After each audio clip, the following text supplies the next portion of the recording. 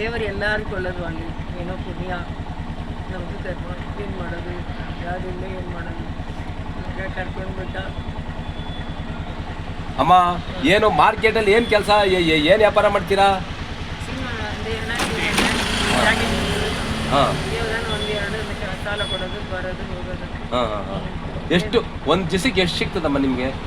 150 ಸಿಗುತ್ತೆ, ಹಾಂ 200 ಸಿಗುತ್ತೆ. ಹಾಂ ಹೇಳೋಕ್ಕಾಗಲ್ಲ, ತಾಯಿ ಹೇಳೋಕ್ಕಾಗಲ್ಲ. ಏನೋ ನಾವು ಹೊಟ್ಟೆಪಾಡು, ನೂರೇ ಯಾರು ನೋಡೋರಿಲ್ಲ, ಹಾಂ ಮಾಡೋರಿಲ್ಲ, ಏನು ಮಾಡೋದು? ಅಮ್ಮ ಸ್ವಾಮಿ ಪುಣ್ಯ, ನಿಮ್ಗೆ ಪುಣ್ಯವಾಗುತ್ತಮ್ಮ.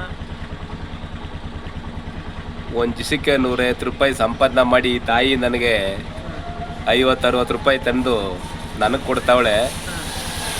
ಆ 150 ರೂಪಾಯಿ ತಗೊಂಡೋಗಿ 50 ರೂಪಾಯಿ ಕೊಟ್ಟು 50 ರೂಪಾಯಿ ತಕೊಂಡು ನೀನು ಹೆಂಗ್ ಜೀವನ ಮಾಡ್ತೀಯ? ಏನು ಮಾಡಲ್ಲ, ಹಾಂ ಏನು ಸಿಕ್ಕಲ್ಲ, ಏನು ಮಾಡೋದು? ಬಸ್ ಬಂದಾಗ ಬಿಗಿ ಹೋಗುತ್ತೆ, ಹಿಂಗೆ ಮಾಡ್ಬೇಕು, ಬಸ್ ಇಲ್ಲ, ಏನು ಮಸಾಯಿ ಮಾಡೋದು? ನಮಗೆ ನೋವಾಗುವಂಥ ವಿಚಾರ ನಿಜಾಗ್ಲೂ ತಾಯಿ.